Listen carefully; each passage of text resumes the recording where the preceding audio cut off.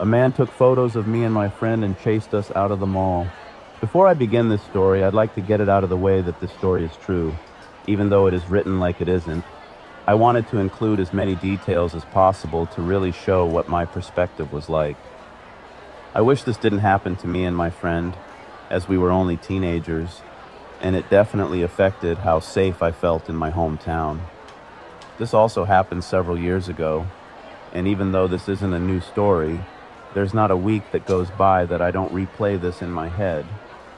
I guess hearing others' thoughts might help give me more clarity on what might have happened, as there's still a lot about this that is unknown. It was early in the fall of my senior year in high school. Me, my friend Madison, and our two other friends, Daniel and Jake, walked around the mall for a while. After Madison and I bought a few things, we all went to the food court to wait for the rest of our group to meet up with us there. We sat down, with Madison to my left, and Daniel and Jake across the both of us. After about 15-20 minutes or so, Madison nudges me with her elbow. I asked her what was up, and she leaned into my face and whispered in my left ear, "Don't look and stare, but I've been watching this guy the last few minutes, and he's walking back and forth in front of our table and staring at the both of us." I remember that I briefly saw a man a few minutes ago walk by our table a couple times, but I didn't think much of it then. There was a lot of people in the mall that day that were walking by, but at the same time I could see the same man in my peripheral and asked if it was him. "Is it the one in the blue?" "Yes." "Is he still looking?" "Not right now, I'm looking away though." Madison looked down at her phone. I thought that it was better to look at the guy now since he wasn't staring at us and Madison wasn't looking anymore. Just as I went to get a glimpse, he started walking past our table again. He was a white man, brown hair, lanky, slender build, middle-aged, between 30 and 40 plus, wearing a light blue polo shirt and jeans with sneakers. I also happened to notice something that my friend didn't, and it was that he was holding his phone in his arm facing us, down by his side, with his camera pointed right at us.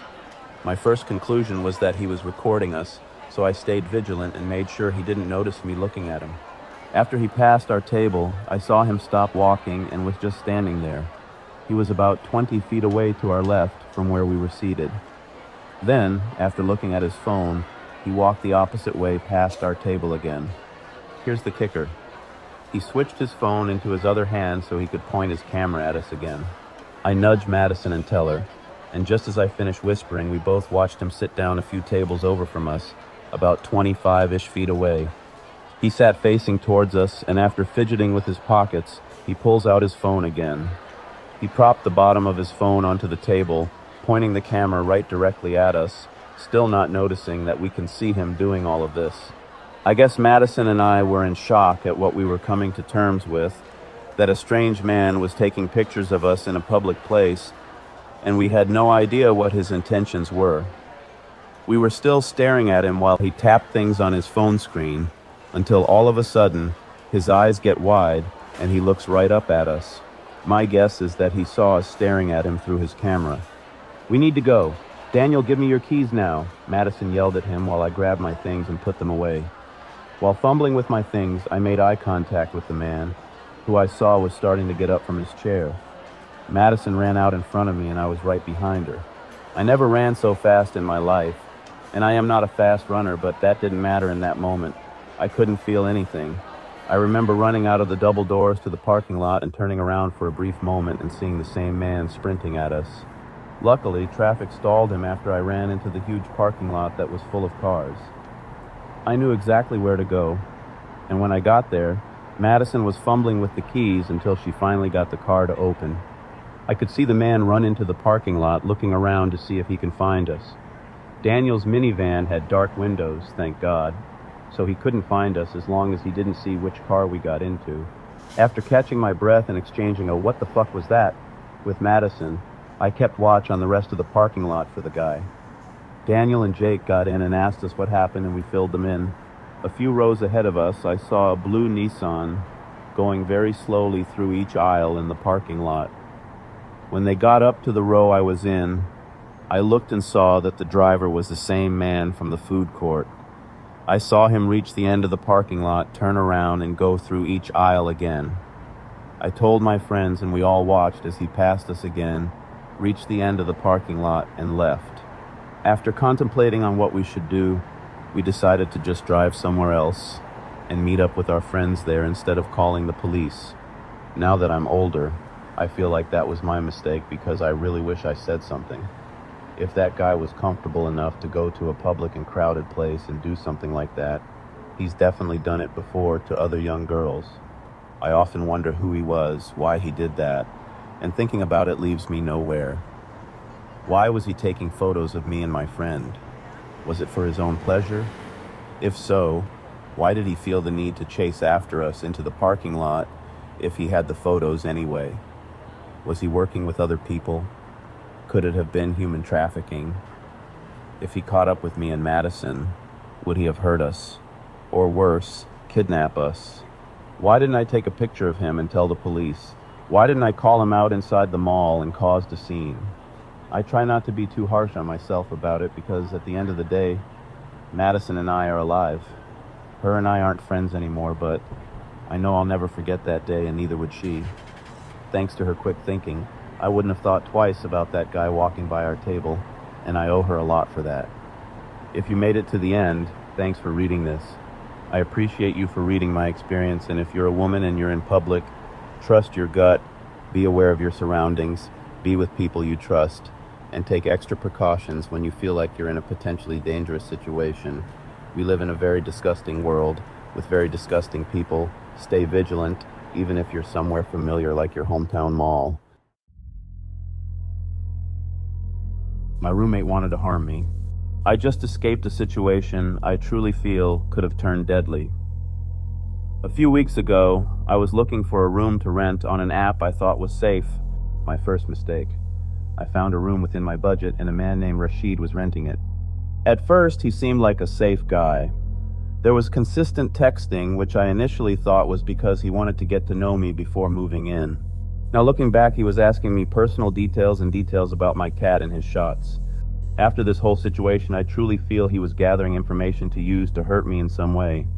I'll be attaching the escalation of harassing text messages, a few examples, though there are many. Here's where things start to get concerning. Upon moving my stuff in, the behavior started like this.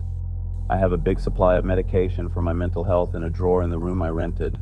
He admitted to me he went through my medication and researched everything. He started texting me daily, text calling me baby, and his virtual girlfriend. I tried correcting him, and my texts went ignored, and he continued with sending texts complimenting on my looks and asking invasive questions. He was insistent on buying me things and started showering me with food and gifts. I did say no, but he ignored me and kept buying me things. I initially thought he was just being nice. He told me through text one time that he moved me in with an ulterior motive, and while I was looking for housing, he was looking for a live-in girlfriend. At this time, he starts calling me his temporary girlfriend. I was terrified at this point and started feeling the danger I was in. He would knock on my door constantly and just stand there and stare at me with a blank stare. I was in such shock. And my next move was to ask family for emergency help with funds because I paid rent and had no money. They helped me, and I got the money to move. He knocked on my door and told me he is obsessed with me and can't stop thinking about me. He texted me angry that I was rude and was swearing at me. He kept asking me if I trusted him and if I thought he was harassing me. He texted saying his behavior was escalating and he's having a hard time controlling himself, that he needs help. I saw knives in his room. I have to walk through his to get to the kitchen. I also saw a huge new storage bin big enough to fit a body. He knew I was leaving, and he kept letting me cat out and texting me saying to cancel the car I rented and to come get my cat. I called the police to help escort me to get my stuff, but they took hours to come, so I asked Rashid to bring out all of my stuff. I stayed outside, and glad I did, because at one point he said, "What if I don't want you to leave?" He waits until my cat is the only thing left to bring down, and then keeps asking for a kiss after explaining to him several times I am not interested. To keep the peace and to get my cat, I said I would hug him. I was terrified when I left. I truly think he was planning to harm me, and I am truly lucky to be alive. I am attaching photos of examples of our conversation. Safe to say, I will not be renting random rooms and will get my own apartment now. Creepy camper at Canadian campsite. Fair warning, this is slightly long and a slow burn, but 5 years on, I still get creeped out thinking about this encounter and whether it could have ended very differently. This occurred a few years ago in 2019 whilst my partner and I were taking a road trip across British Columbia, Canada. We'd rented a car from Vancouver and were just making our way towards Banff, up to Jasper, then back towards Vancouver via Whistler, a little anti-clockwise loop.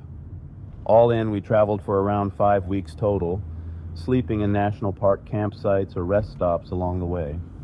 One evening, somewhere along the Crow's Nest Highway between Paulson and Castlegar, we arrived at a provincial park campground where we intended to stay the night. A nice, easy spot next to a lake with a large parking area, many benches and a wooden shelter, but far from any civilization. There were already a few other people there with motorhomes and caravans. We were the only ones with a tent. We arrived before dark, set up the tent, sharing a few polite greetings with the other campers. There was one guy in particular, old chap I would guess to have been late 60s with a motorhome, who was very friendly and chatty, but a little too chatty. He noticed we had our coffee pot, maca, with us, and mentioned that he had a 5-kilo bag of coffee beans in his motorhome if we wanted some, though he followed up by saying he didn't even drink coffee because he didn't like the taste. He persisted in offering for us to come to his motorhome to get some beans. This sounded a little odd. We politely declined. He eventually left us, we got our tent pitched, and went to prepare dinner in the on-site shelter. My partner and I shared a few glances to each other. Clearly, neither of us felt particularly comfortable around this guy, but perhaps he was harmless. We kept our eyes open while we were cooking and noticed he wandered off towards the lake, presumably for a walk. While we were eating, we spotted him returning, trying to avoid being seen. We just avoided eye contact and got stuck into our dinner. Unfortunately, he spotted us and wandered over. Despite us being partway through eating, he began chatting with us. Being the type of people who never want to be rude or offend, we politely returned conversation, nodded, and ate. I don't remember the whole conversation, but a couple of things stood out to us. He asked questions about our relationship. Were we married? Did we live together? Did we have children? Did we want to have children? Some questions bordering on being a little too personal. It could have been considered innocent coming from a relative or a friend, but coming from this stranger, we just felt some uncomfortable undertones to his questioning. He noticed we were drinking water with our meal and asked if we drank Coca-Cola. He mentioned that he had a multi-pack of Coca-Cola cans in his motorhome if we wanted some, though said he didn't drink the stuff himself. He again persisted in inviting us to his motorhome to take a couple of cans each. We politely declined. At this point, my partner and I were sharing glances. We noticed that we were both feeling totally uneasy around this guy and quickly finished up dinner, made our excuses to get up and leave. Realizing he wasn't going to leave us alone, so easier for us to leave him there in the shelter. We cleaned up our cooking stuff, packed everything into our car, and prepared the tent for the night. Whilst doing so, he approached us again on his way back to his motorhome, again inviting us to come and get some Coca-Cola or join him watching TV if we wished to. Again, we politely declined. At this point, the light was fading, so we took ourselves down to the lake for a quick walk, brushing our teeth as we walked, rubbish bag in hand to dispose of in the bins at the bottom of the car park. As we approached the bins, we noticed a large shadowy figure leaning into one of the bins. Startled by our presence, it jumped down from the bin onto all fours and ran for the tree line. Both my partner and I froze. There was no mistaking it. The large cat-like silhouette with the long, slender tail. We'd just interrupted a mountain lion foraging through the bins. Thankfully, it was more afraid of us and made a run for the trees before we had even realized what we had seen. Startled, we both turned back and fast walked back up the hill, agreeing that we would instead sleep in the car that evening, not knowing whether that mountain lion would have been lurking nearby just beyond the tree line or not, but we decided not to chance it. We reclined the seats, locked the doors, and slept until morning, thinking of the close encounter with the mountain lion and having put the creepy old camper to the back of our minds. In the morning, we woke early before anyone else, packed the tent, and got the hell out of there, heading for whatever town was next on the map, relieved to have left that entire scenario behind. We didn't bump into either the creepy old guy or the mountain lion again. Continuing on our journey, we wondered if perhaps we had misread the whole situation with the creepy old guy. But I like to think that our intuition is pretty good, and both of us sensed there was something off. Later that day, I received a call from my brother back home checking up on us and making sure we were okay. He'd seen on the news that there was a manhunt underway in BC after a spate of killings that week, and naturally he was concerned for us. It turns out there were two guys on the run after murdering three people further north towards Alaska.